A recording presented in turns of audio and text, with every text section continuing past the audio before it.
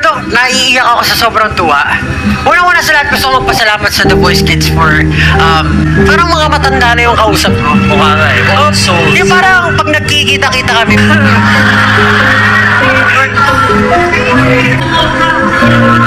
Oh my goodness. pumipili para sa'yo.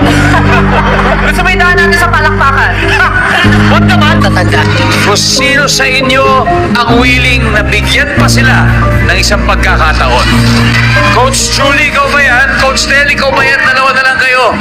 All we need is for you to press that buzzer, that red button. Pwede magbago ang buhay.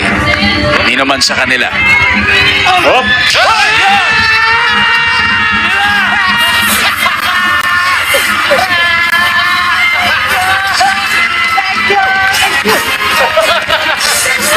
Coach Julie, ikaw, huwag mo na siya pagkantayin pa.